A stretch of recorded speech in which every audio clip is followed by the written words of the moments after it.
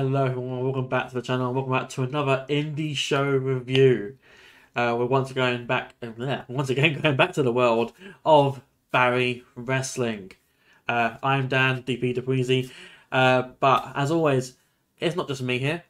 I've got to, delve my hand in to the Barrie Wrestling pool and pull out what I can. And who I found today? Only someone who's in the bloody main event of that show. It's Van Landon. How you doing? Hello, hello, hello, hello. It is I, the Barn-Burner Van Landon. Thank you, TCO. You do it way better than I do on that instance, but it is I, Van Landon. I am here. I am so very excited to be on this show and to be chatting the most recent Barrie Wrestling show. It's a Wrestleful Life. You mentioned I was in the main event. It was a full stacked show, top to bottom. So, yes, I am very excited to run things down. And if you haven't seen it yet, IWTV, use discount, or not discount code, but rather promo code Barry400. Barry400. You could be like me and help out. And you can watch all the Barrie Wrestling shows on IWTV. Ah, there you go, doing my job for me. Professional. But yeah, no. So as you said, this is for It's a Wrestleful Life. Interesting show title as always. From December 9th. Yes. At the Ferris Lane Community Church, or I believe it's now called the FLCC Arena. That's what I like to call it, yeah. Ah, okay, fair The enough. FLCC Arena, Ferris Lane Community Church.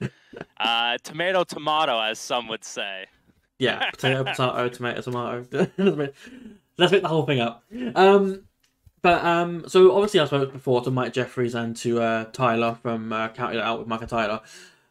They both mentioned you as someone who embodies the heart and soul of Barrie Wrestling, as someone who's paid their dues, made their way up. So can you speak to that? Like what are your origins with Barrie Wrestling?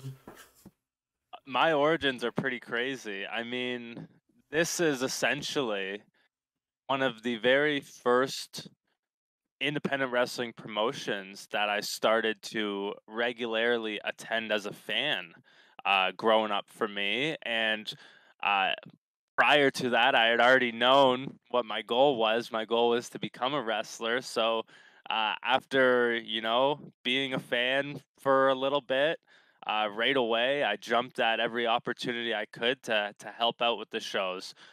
Ring crew, setting up chairs, all different types of things um, in that I could just help out. Wherever that would have landed me, didn't matter. I just wanted to be involved, to assist, and to help use my whatever I had, whatever skills I could put forth to help grow independent wrestling is something that I love so much. And so yeah, I started out being just a ring crew guy, helping out, always being around, always being at the shows. It's a location that's pretty near to me as well, so it's in proximity of about 20 minutes or so a drive, so it's real close. I've gone down there, helped out. From there, started taking seminars, learning, the ins and out of wrestling, and that's a great place to start. Is to check sort of yourself and your ability through a seminar. I realized, wow, this thing that I've always wanted to do is really fun and I love it. Awesome, let's continue. So then I continued on with my wrestling training out of the Hamilton Pro Wrestling Academy here in Ontario, led by Rip Impact. Did that, obviously graduated from there and made my Barrie Wrestling debut uh, in 2021, which was so insane and incredible at the same time. Obviously, the worldwide COVID-19 pandemic stopped a lot of things. So while I made a professional debut in 2019, COVID, among other things, halted a lot of shows, especially here in Ontario. And so bringing things back in 2021, that's when I made my debut, and have been a torchbearer for Barrie Wrestling. Uh, they've dubbed me the high octane hometown hero. The fans love me. I love the fans. I love everything about Barrie Wrestling. Uh, some of the wrestlers I could do without, but otherwise, like I said, I really wear Barrie Wrestling on my sleeve, and I think it shows. And yeah, that's sort of my roots with Barrie. That's how I got to where I'm at now. Wrestled on countless shows across all different opponents as well, from title matches to five ways to hardcore matches, all different types of things so far, and it's been a lot of fun. Well, that's grand to hear. That is a great intro for if we have you on one of our indie wrestling spotlights, which are one of our interviews that we do with Nice. various wrestlers. Awesome, awesome. But it's as you say, the fans are loyal to Barrie Wrestling, and you Yes. love them, they love you. And speaking of the fans, this was a sold out FLCC. Oh yeah. Oh yeah. The fans were rocking all night. There was probably well over 300, maybe 400 fans in the building. When they turn people away at the door, like that's a crazy double-edged sword. You don't want to turn anybody away, but it's a great problem to have at the same time. Absolutely, yeah. I mean, exactly as you said, you don't want to, but ultimately it's a sign that you've got so people in the building already that you have to turn them away. Like, but yeah. Without any further ado, let's just kick into the actual card of things. It's a So Wrestleful life. it's a Wrestleful life. We kick things off with the start match of the night, which was between Alexia Nicole and Leo Sparrow. Yes. So I mean, Leo Sparrow from Create Pro Academy. yes. Leo Sparrow out of New York, non-Ontario competitor. He makes the border trek to come up, taking on Alexia Nicole, one of Canada's top wrestlers. I don't even have to put the female label on it because she is one of Canada's top wrestlers. Absolutely, to begin with. What a way to kick off the show. What a way, exactly. Because obviously there was an exchange at the start of crowd appreciation. Needless to say, Alexia was the fan favourite. But Sparrow does use an eye poke to get the early advantage. There was a lot of back and forth. Alexia uses her determination to not give in and fight back. While for the majority of the match, though, Leo kept on Alexia, trying to break her down with his offense. And he may have even garnered some love from the crowd. I don't know if you noticed it, but someone did actually throw him some kale. So I don't know if that's a good thing or not, but it might have powered him up. I don't know. The kale is ridiculous, and that's coming from Van Landon. But Leo, as long as you keep that kale away from me, I'm totally okay with you coming up to Barrie and throwing some kale around. But unfortunately for him, it didn't do much, as he is put down with the pile driver from Alexia for the free. Oh yeah. What a way to once again start off hot show. You could see them still bringing out chairs for people during that match. That's how they were packing in there. It was rocking, high pace, and great showing and performance for Alexia Nicole as always. And Leo Sparrow continues to perhaps piss the people off of Barrie Wrestling, the fans, with his vegan ways. Yeah, Although he did use a cattle mutilation, which I thought was very clever. Yeah, no, absolutely. He did the cattle mutilation submission, which I thought is pretty clever for a vegan to use that maneuver. Exactly. There's a lot of thought into that moveset. Yeah, But yeah, so the match itself, it was a very good opener. I rated it 3.25 stars myself, which is the same that we do on the channel here. Um, I feel like it was you're always gonna get something good with Alexia Nicole, and my viewing experience of Leo Sparrow hasn't been too thorough. I've only seen two matches of his, and that was both Barrie Wrestling. That was his three-way Three Pistols match with me and Jay Lee, and it's going to my arm. The Peppers wasn't that match.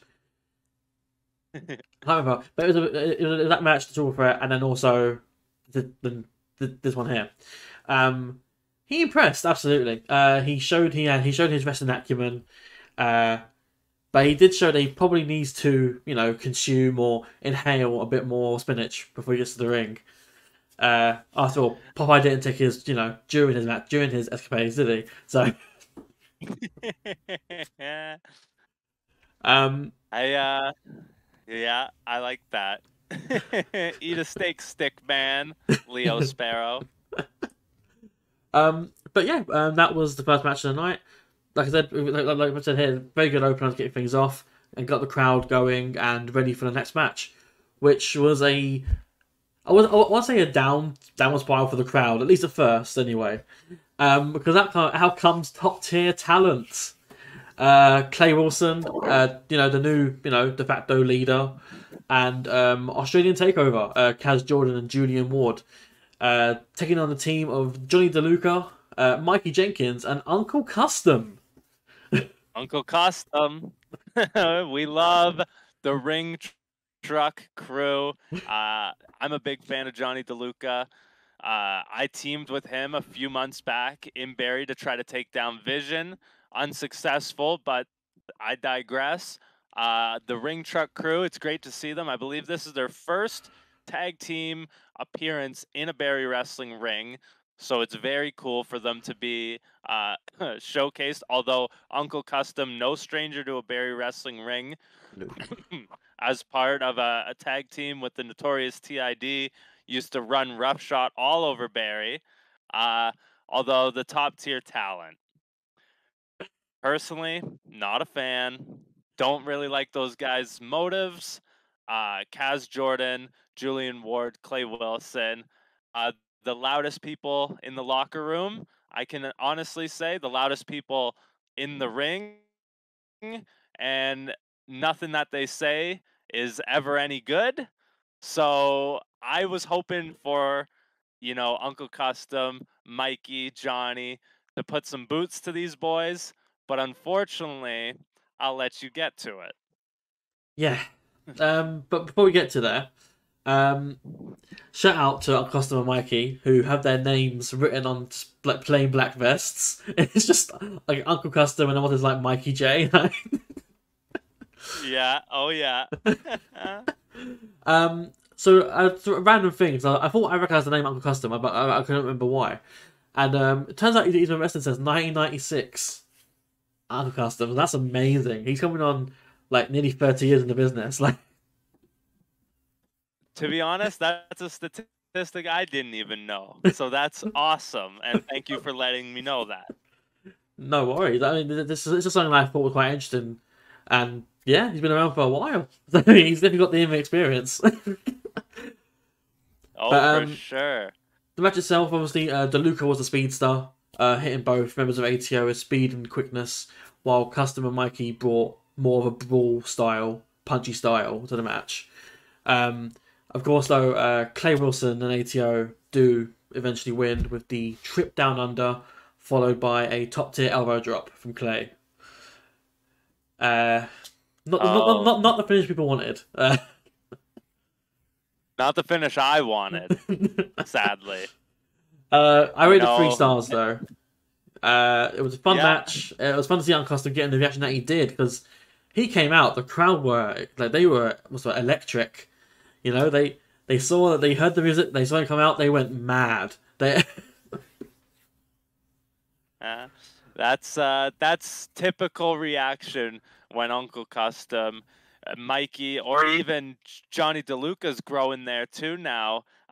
For those guys, a lot of bright future ahead for Johnny DeLuca, and I think only more great stuff to come from the Ring Truck crew. Yeah, precisely. But I do think there was quite a difference in regards to experience. So obviously you had custom on one side, and then obviously you got top tier talent, and altogether they're probably a more coherent team as a trio. Whereas obviously you have the Ring Truck crew and sorry, Johnny DeLuca, who probably haven't teamed as much or if at all. Yeah, I don't think at all. Yeah, exactly. So ATO and Clay Wilson, top tier talent, working as that sort of well-oiled unit. I think it's tough to go up against. It's going to take a formidable, uh, trio that Hmm. performs at trio standards to come in and put a stop to it.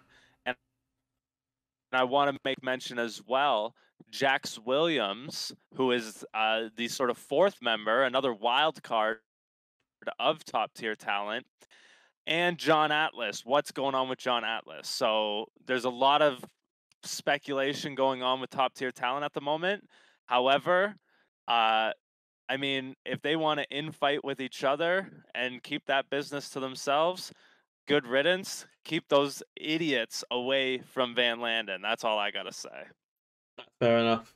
But I was going to ask, in your opinion, is this what's the word? Is this instance of top tier talent the the better version? Are they better off now that they've sort of denounced Atlas and Nova, or You know,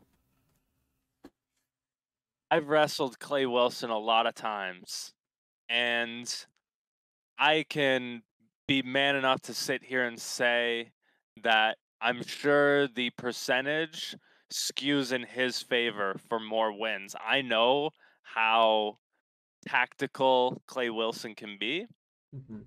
If he is assuming a leadership role with the prospects that are Kaz Jordan, Julian Warden, Jax Williams, literal like specimens, athletes, and he's the brains behind it all. I do worry for the future of Barrie Wrestling across all divisions if that continues to be the case. Yeah, it will definitely be an interesting thing to keep an eye on for the future. Um, Oh, but speaking of the future, we had a match up next that could very well have changed the layout of Barry Wrestling for the foreseeable future. We had, of course, the no DQ, no count out, Jingle all the way death match for both the 400 North Tag Team Championships and the Women's Championship of Barry Wrestling. That being, of course, only uh, if Triple Dragon won the match, Pretty Ricky would become Women's Champion, and if Triple Dragon lost, Pretty Ricky would join the Royal Family. Um, So yeah, the match itself was the Royal Family. So all four come out: Shiloh, Carl Boone, Grizzly Matt, Anthony Musso, taking on the current tag champions: George Dragon, Puff, and Ricky and Pretty Ricky. it's first off, what an insane stipulation to already begin with. But this rivalry has been going on for months and months and months now that it has to have boiled down to something so drastic. It's shocking to see the level of uh, cowardice that the royal family will really stoop to ensure victory or at least attempt victory. And I think we saw that firsthand with what they did on December 9th. So I'll let you get into it. Yeah. I mean, honestly, like, say what you want about Shiloh. Like everyone has their opinions about her. Um, but she knows a good tune. I don't know if you caught it, but on the broadcast, she is caught singing a bit of George Jones' theme song. So, but That all right, all right. the match kicks off though with a sneak attack from Grizzly and Musso. So instantly, we're already seeing the 4-on-2 advantage already coming into play here. Um, Obviously, they take him down, and then Kyle gets on the mic, basically snatching it from Tyler, by the way, announcing that it'll be both him and Shiloh taking on Pretty Ricky and Puff. And so from this point on, we get into the main body of the match. Kyle sends Grizzly and Musso away. Musso gets a solid kick, like a mule kick almost, into the nuts before. I but think, yeah, that's eye for an eye type maneuver there from Puff. So I say kudos to Puff. More of those, just not to me. Thank you, please and thank you. That is valid. But in the course of the match, we see the use of Christmas presents, candy canes, trash bins, Christmas lights, mini broken up candy canes, like in the form of like sort of like thumbtacks sort of style, and even the use of children. There, there was the use of Sean Gibson's daughter. There was also various kids in the audience who chopped and punched Kyle as well. Like,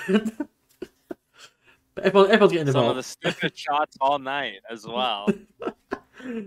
At some point in the match, Santa makes an appearance to save Puff. You know, because Puff loves Christmas. Father Christmas loves Puff. What can go wrong? Yeah. It's not Santa. It's Grizzly Mac. Oh Insane. My goodness. I was telling you what, I was warming up backstage and I saw a big man in a red suit go by where I was training, and I thought that Santa was here. I thought he was going to, assist in the match in some way, shape, or form. I didn't even know they made a Santa suit big enough to fit Grizzly Mac. That dude is a massive beast. I probably should have known when I thought it was Clifford the big red dog walking past me in a red suit. That was... Come on, Grizzly Mac. Think of the children. What are you doing? Children. Come on. But, it's at this point that the three of them, Grizzly, Shiloh, and Kyle, dispatch of Ricky, and then they essentially force Puff down between the ropes, and they've got like these candy canes that are sharpened or edged, or I don't know what the word is for it, and they threaten to essentially shiv Puff. And then what happens next is heart-wrenching. Ricky sees this, he knows he can't break it up, or if he does, he risks his friend getting hit with it, and he essentially gives up. He concedes on behalf of Puff and Patrol Dragon. So we got new tag team champions, Shiloh and Carl Boone. I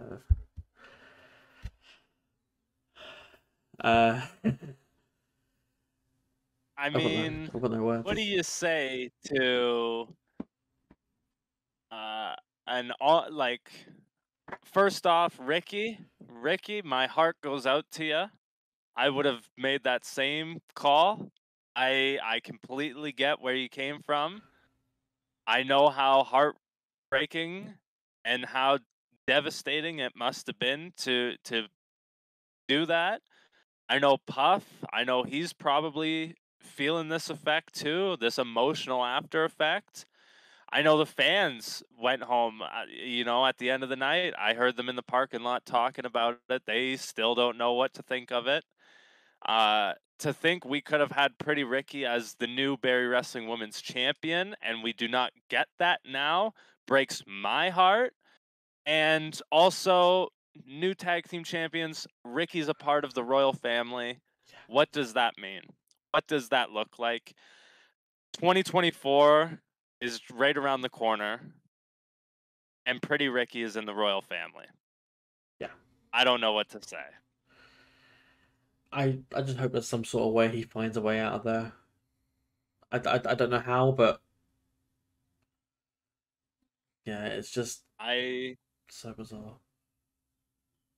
Only time will tell, I suppose, but you're absolutely right.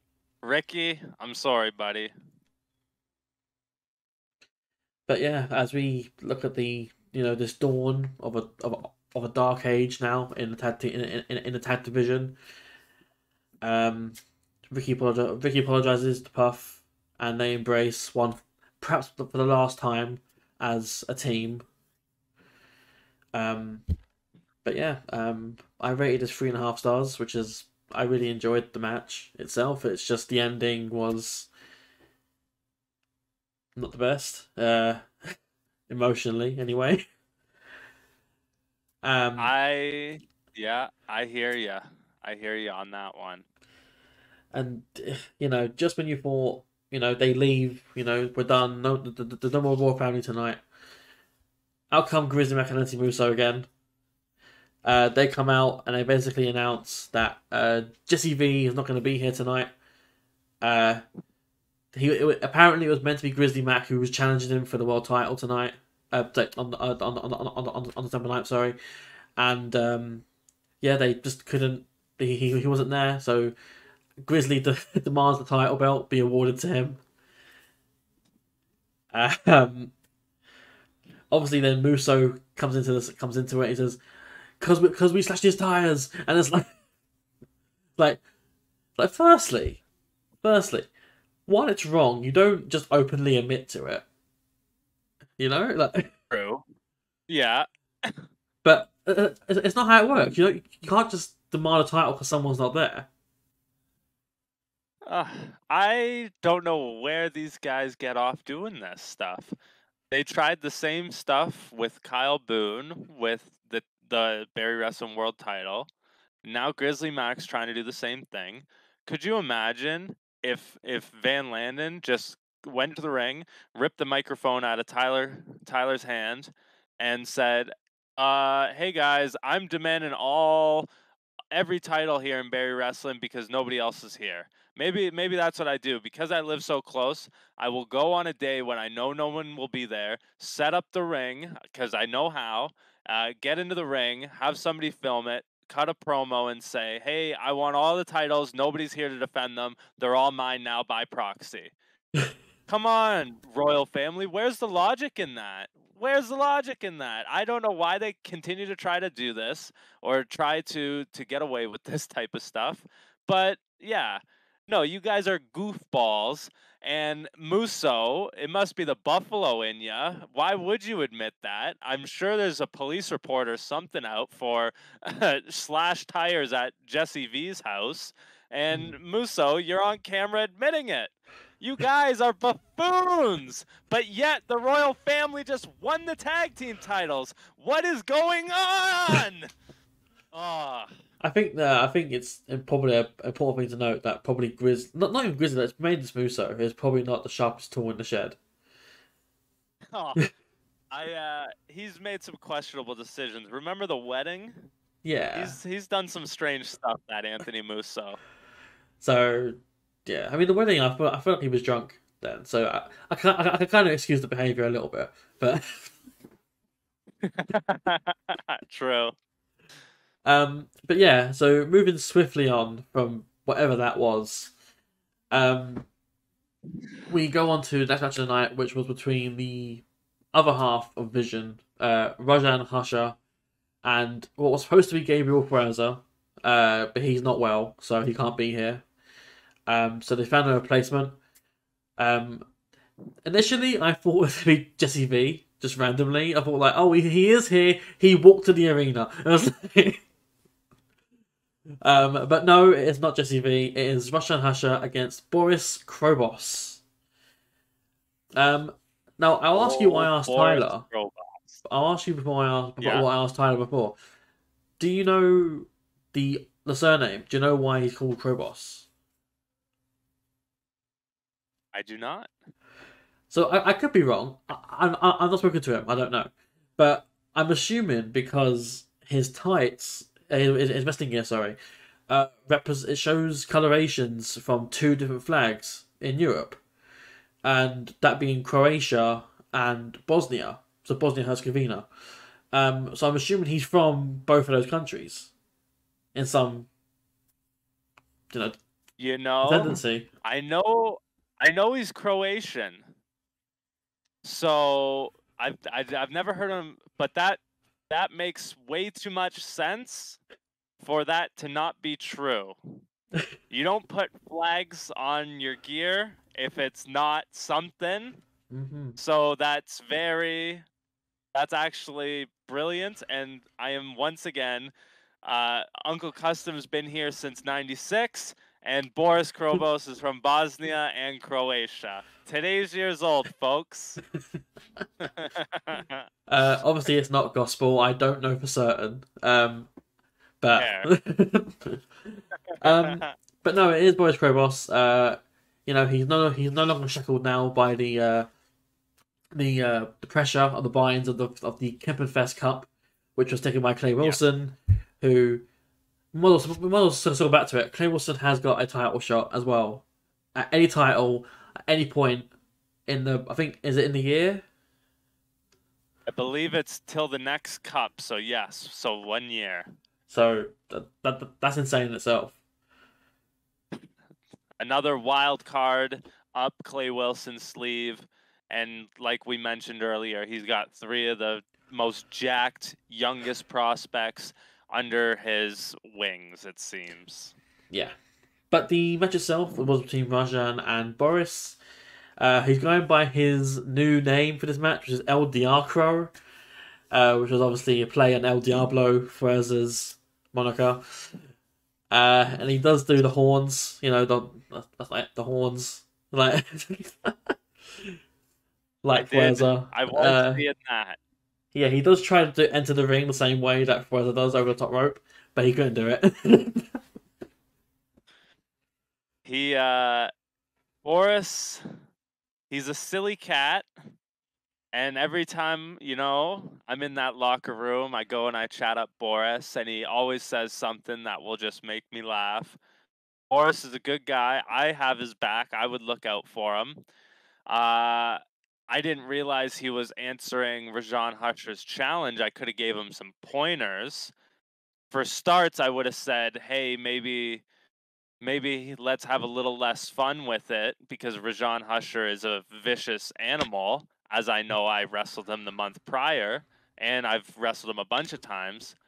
But at the same time, I do love Boris so much. The fans love him, and it's now a thing where uh, he has this Gabriel Fuerza-esque persona, I suppose he could tap into if he's feeling the fuego and wants to flame on. He has El Dia Crow, which Boris, kudos to that. I like that. Channeling his inner, Human Torch, Yeah, yeah.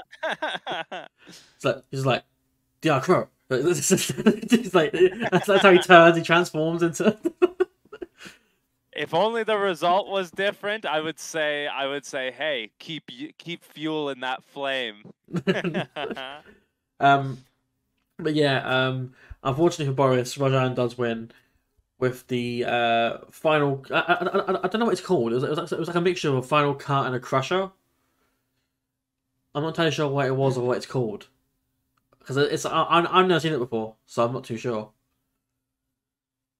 I call it a move I wouldn't let him hit on me because I would already have won by that point. So Rajan Husher, you're lucky I don't know what the move is.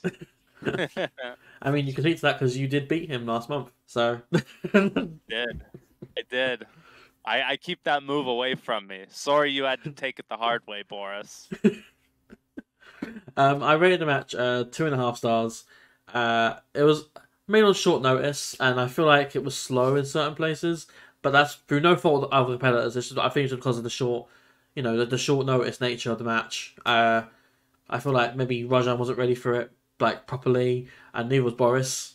It was alright for me, but to be completely honest and completely transparent, wasn't the strongest of the night. Yeah, I really dislike Rajan Husher. I've had to face him off a number of times now. I know he's cheated to beat me in the past. I know he's screwed with me in matches all the time, hit me with a painting, gave me a scar on my shoulder from that painting. Mhm. Husher, I hope to see you lose a lot more matches in 2024 inside of a Barrie Wrestling ring, whether it's by me, Boris, Fuerza, whoever. Can't wait to see you lose Death to Vision. Wow, fair enough. Um, could they form a new tag team? Gabriel Ferraz and Boris Krobos. Uh so I've talked to Fuerza in the locker room as well. Uh I don't know how much patience Fuerza would have for LDR Crow, but perhaps, I think somewhere deep down, Fuerza has a soft spot enough in his heart to maybe make that a tag team. I would love to see that match against Vision, to be honest. Mm-hmm. Even if it's That just a would be a one-off, great tag match, even if it's just a even if one-off, it's a one-off. quite fun. But yeah, moving on from that, we go into the penultimate match of the night, which was I want to say it was a debut. I could be wrong. It was Isaiah Cross taking on the returning Matt Burns. Yes, yes. So Ontario independent wrestling fans may know Matt Burns as one half of the uh, recognizable tag team, the Flatliners. Uh, Teamed with Asylum, they've been wrestling for a long time. Matt Burns, however, now is somebody who I want to say, I suppose, would have been on hiatus probably since pandemic time, making a few pop-up appearances here and there, but none recently that I can think of inside of a Barrie Wrestling ring. However, in his Flatliner days was a mainstay. So for a lot of our longtime Barrie Wrestling fans, it's awesome. Just like seeing Uncle Custom, to see Matt Burns inside the ring, and holy does he ever look jacked, tan, and like just great overall. Talk about a freak athlete. I need to talk to him to see what diet he's on.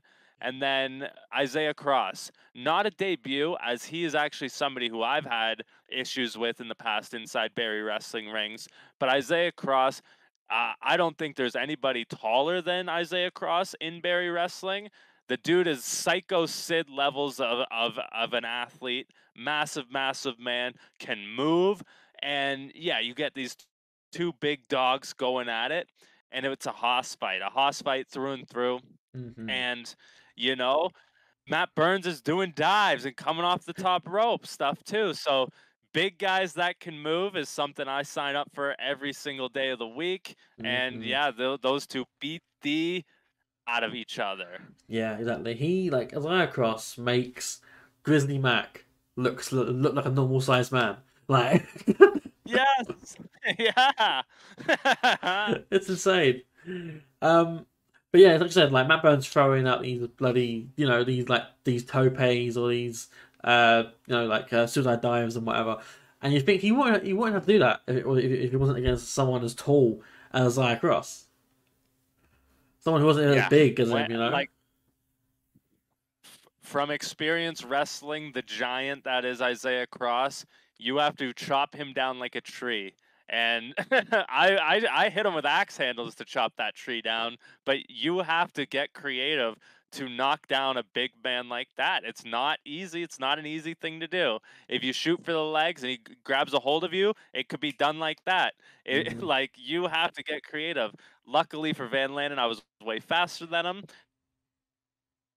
and we saw with Matt Burns that he's a quick guy as well still, so he kept up just the same. Yeah, no, absolutely. Um, but yeah, the match itself, uh, Matt Burns does ultimately win with a crossface submission hold immediately after hitting a TKO for a 2 count. So hits the TKO somehow, hits that pin 1-2 kick out straight into a crossface submission.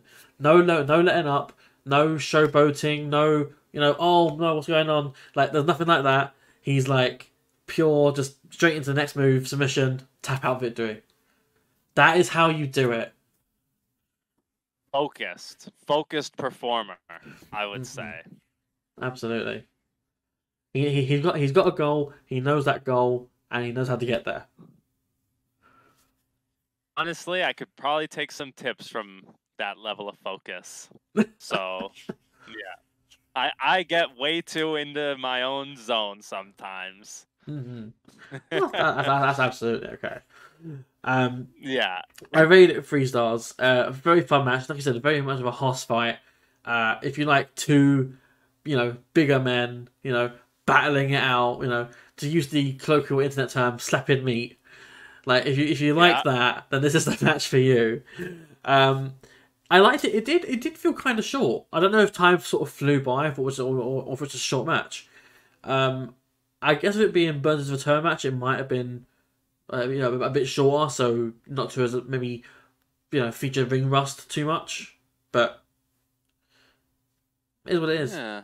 I wasn't. Yeah, I noticed the time on that. Um, Packed a punch for a Yeah, short sprint for sure. yeah, no, absolutely. As I'm thinking, like I'm really enjoying this, and that's over. I was like, Yeah. Yeah. but yeah, yeah, crowd are chanting. You still got it towards the end, so Yeah. they clearly want to see more of him, and I'm not opposed to that myself. So, I would love, when the circumstances are right, I would love to test myself against a talent like Matt Burns, because that's the next level. That's how you level up in this business. Is you go up against people like that, and you win or you show out. That's how you begin to level up. So I would love to test my skills, especially against a talent like Matt Burns, especially if he's moving like that still. Boy, would that ever be fun. hmm and now we get to the main event of the show, a match that perhaps is the most anticipated match of this card. Uh, but it's for the Barrie Wrestling Three Pistols Championship, Triple Threat, Three-Way Dance, how you want to call it. It is leader of Vision, Vaughn Vertigo, champion Myung Jae Lee, and yourself, Van Landon. Challenger, number one contender, challenger, Van Landon.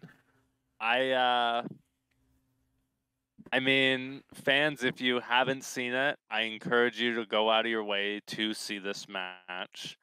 Um, get IWTV if you have to. Watch this match. Unfortunately, there's probably a lot of strong words I could use right now to say how I feel about the last 3 seconds, as well as everything that happened post match, but I will let you set this one up, and fans listening along, go out of your way to watch this, but you'll understand. You'll get it. Mm-hmm. So, Myung Jae Lee, of course, longest reigning champion in Barrie Wrestling, I want to say history, as the Three Pistols champion. 546 days as of day of that show. And always, typically, traditionally, defended in three-way matches, triple threats. Is instantly reduced, though, to a one-on-one encounter as Rajan pulls you out the ring.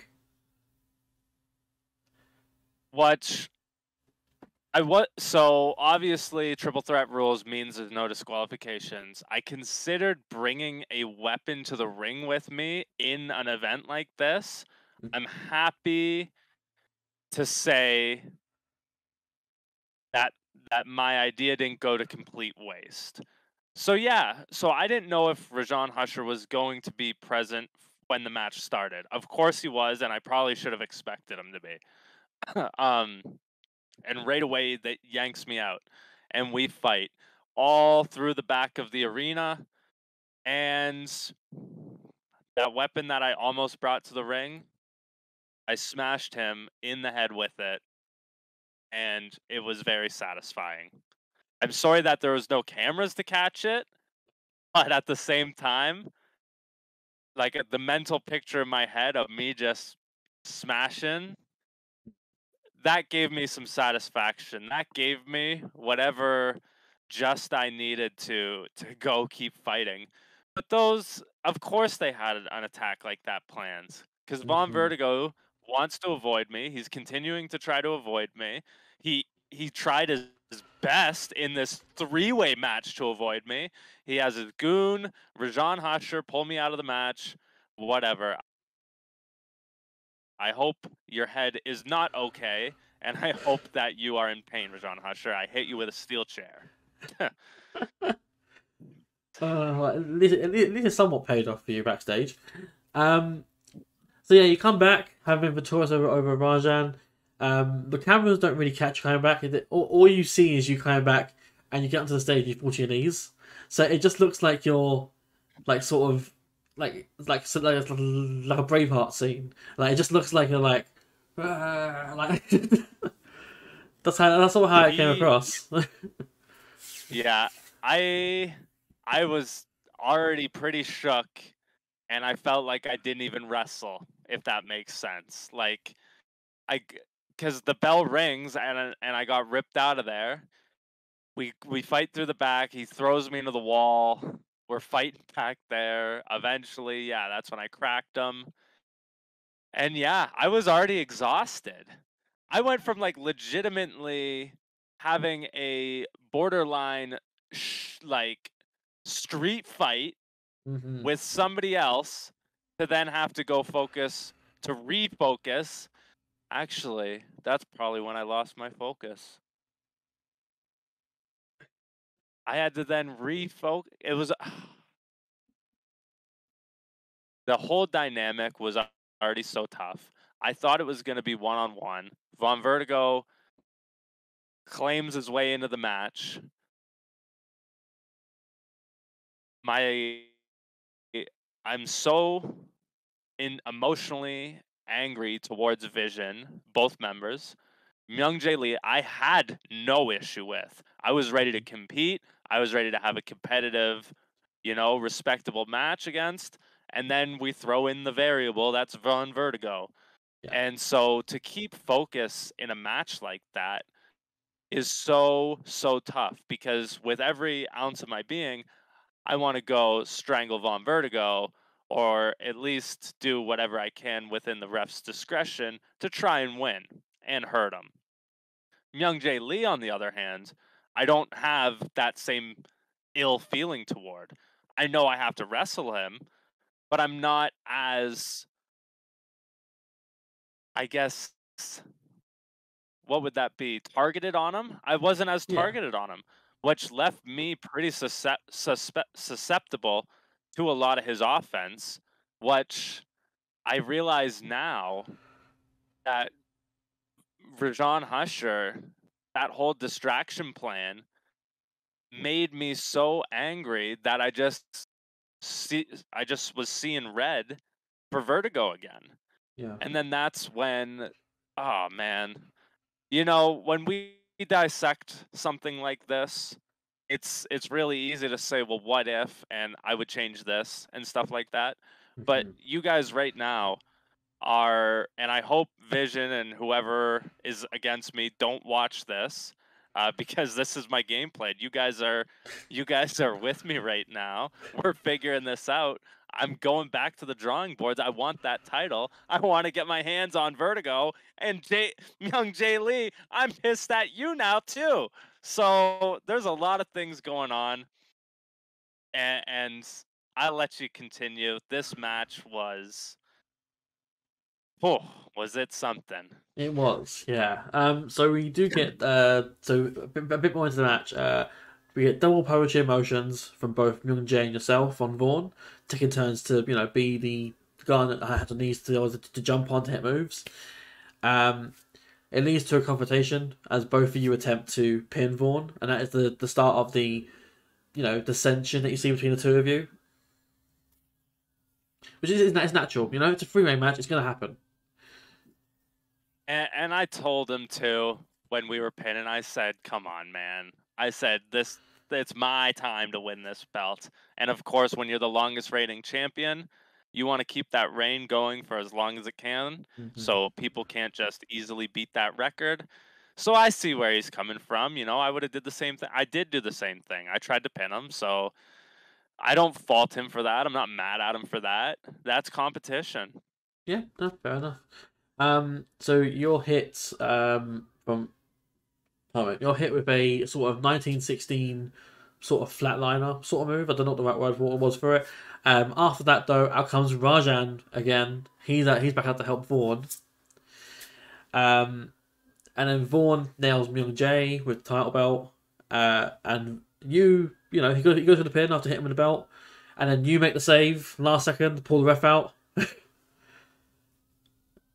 You know, you got to do what you got to do. you got to do what you got to do. Exactly. It felt like I had just died because I felt like I got hit with move after move after move in succession. I remember being on the floor and hearing a fan yell to me like, "Get up, get up, get up." And like I just looked over and I saw the count. 1, 2, and I didn't even think. Like I didn't well, it was just instinct. I just grabbed his ankle and yanked him out. And I think you could see the look on my face like I didn't even know what was going on. I just yanked him out, and then all of a sudden I'm fighting Rajan Husher again, and that's when I see my opportunity to get my hands on Vertigo. And so yeah, you got to do what you got to do, like you said. So pulling the referee out, boo me if you want to, but I had to do what I had to do. So Yeah, no, absolutely. I don't think anyone can discredit you for that. Like it's no, if they do, then you know that's on them, really. I mean, if they do, then they're Vision apologists already, and I don't want you as a fan. but There you we go. go into towards the end now of the match. Very circumstantial, I'd say. Vaughn hits you with a Vaughnton bomb on your back. So you're taken out at this point. He lands on his feet into a super kick from Myung Jae. Myung Jae falls, and I assume he falls to the outside because he's exhausted. Vaughn, though, upon getting a super kick, falls on top of you, and your back is on the mat, and the ref happens to be there, and the ref happens to count 1, 2, 3. Vaughn Vertigo is your new Three Pistols champion. So yeah, so I have had time to watch this footage back, especially this ending. Fans, once again, IWTV, watch it yourself. But Myung Jae Lee has nobody to be upset with, really, other than himself. I watched how it ended, and I watched how things quite literally fell into place. Mm-hmm. Vertigo hit me with a Vonton bomb. Myung Jae Lee was pretty well taken out by that belt shot. So I don't know what he was thinking when he threw that desperation super kick. He for sure wasn't aware of his surroundings. I get it if he was just trying to get a move off to buy him some time. But he super kicks him to perfectly land on me, which was essentially a senton too, by the way. So I got hit with a Vonton and then an essential senton. I'm down there in so much pain. And like I didn't even know what hit me the second time. I felt the one. I didn't really feel the second one. And then the bells rung. And apparently I had lost the match. To me, I didn't feel like I was in a cover. So perhaps that's why I didn't kick a shoulder up. I don't know. And I'm not trying to make excuses here. But Myung-Jae Lee, once again, I don't think has anybody really to be upset with other than himself. Because if Von Vertigo landed that move and Myung-Jae Lee doesn't throw the super kick, but he's on his feet, Von Vertigo wouldn't have came to pin me. He would have been distracted with Myung-Jae Lee. Instead, the desperation super kick knocks everybody down, and the match is over. Am I disappointed that I didn't win? Of course.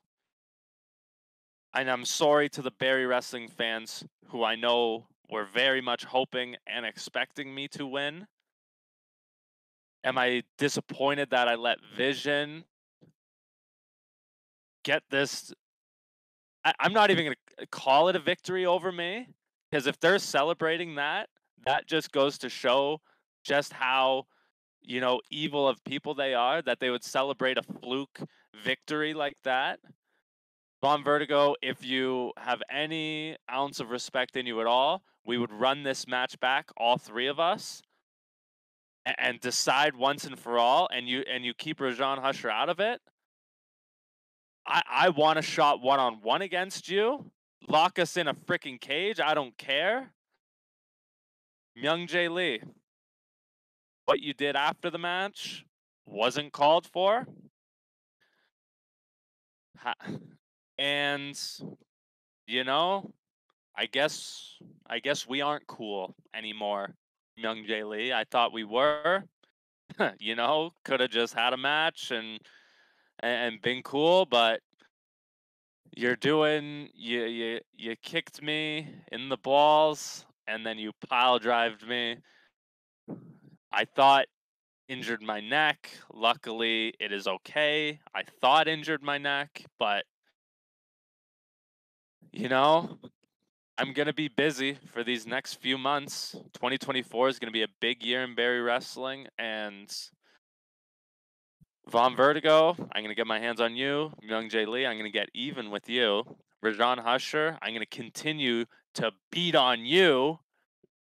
And we're just going to see. But like I said, I'm not disappointed in myself anyway. If anything, I'm motivated because I know what needs to be done. I know what's next.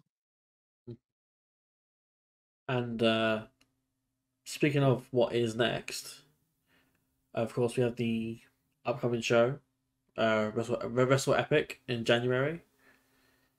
Wrestle Epic. What is Wrestle Epic. What is next for Van Landon? What is your next immediate course of action? Do you know yet, or have you not thought about it properly, or? So it's still only a short ways away. January 14th, Saturday, FLCC Arena. Get your tickets now because we will turn fans away at the door once it sells out again. My next, do I want answers from Myung-Jae Lee? No, because I think I already have his answer. Whether it's Von Vertigo, whether it's Myung-Jae Lee, I want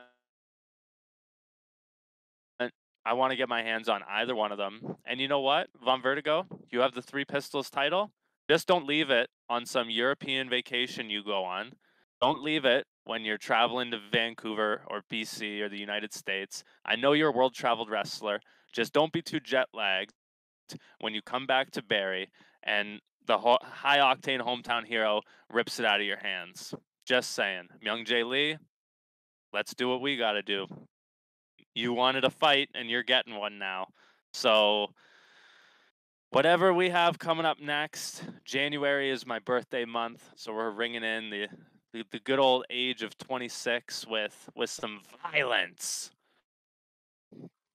Good to hear. Good to hear. So obviously, slightly rewind as well. I rated that match 4 stars. Despite the events of what happened, incredibly good match. The three of you are amazing wrestlers. Obviously not the result that we wanted, but it is the result that we got. Yeah, like I said, it was insane. A lot of speed, intensity, and honestly, what more would you want from this other than the ideal ending of is what it is, Yeah. I guess. But Well, I appreciate the 4-star ranking. Thank you for that. no worries. I'm taking credit for the wins that I can off of that match. So there we go. I thought it might help, lighten the load a little, but It did. Oh yeah. but yeah, in regards to Wrestle Eric, other than yourself, we have, according to Mike Jeffries on commentary, we have John Atlas who'll be returning. Clay. So John Atlas is returning. We're gonna see how that shapes up with Clay Wilson. That's gonna be interesting to see. I'll be watching from a safe distance, out of insult range. Yeah, of course. And we also know that Yeah. Jesse V will be there, and he'll be defending the Barrie Wrestling World Championship. There we go, Jesse V. Welcome back. I hope Musso pays for your tires, and I look forward to seeing your Barrie Wrestling Heavyweight Championship match. I hope somebody beats him for it, because I've been one-arm power bombed by Jesse V. It's not a good feeling. I'm not afraid of him. I just don't want to have to fight him again. That's valid. Somebody could do that for me instead. But not even for a chance at the world title. I would, if they're putting me, if I can get a world title match, even if it's ahead of Three Pistols stuff, I will take it. I'm not foolish. I want belts. I want gold. I would take it. But like I said, that man picked me up with one arm and power bombed me. All of me on one arm and power bombs me. Let's just say it might look like UFC 1 mismatch weight class if I go in there again and try that. But boy, would I hit him with everything. Maybe hardcore, because then I can really chop him down with weapons. But I will let somebody else take that first. Fair I enough. got Vertigo and Young Jay Lee to deal with. Fair enough. But yeah, with that in mind, that does bring an end to this indie show review. Thank you once again, Van, for coming on talking about this. I know it wasn't the best ending for you, but Still a great match. 4 stars. Like I said, I'm celebrating the wins that I have. fair enough. But before we go, where can people get merch from you? Have you got an online store or? No online store yet. 2024 is going to be a big year for Van Landon. It's going to be the ideal breakout year. So things are happening. Things are in motion behind the scenes right now to really kick off and have a big year. Dates are already filling up, which is awesome. So the best way to find and follow Van Landon, if you're interested in me at all, at the Van Landon. That's TheVanLandon at the Van Landon on everything. Go to TikTok, go to X, go to Threads, go to Instagram, go to Facebook, go to YouTube, go to MySpace, go to Ask FM, go to Shopify, go to Spotify, go to Amazon.ca. You name it, I'm on there at the Van Landon. You can find me, and I would love to connect with you. If you want to support me, reach out. And until then, things are happening. Things are happening behind the scenes. I got this cool little area here. What's going on with all this? Well, you'll just have to see twitch.tv/thevanlandon. Stay tuned. Stay tuned. Thanks so much for having me, though. This has been a lot of fun. No worries. Thank you for coming on. And always, above us as well, we have our podcast medias. So our Twitters, our X is there. Sorry, our Twitch is there, our Instagram, our Facebook, and our threads. Threads we will get back to, I promise. It's been a busy year. We kind of forgot about it. But other than that, I've been Dan, DP, and that is us signing off. See ya. Oh yeah.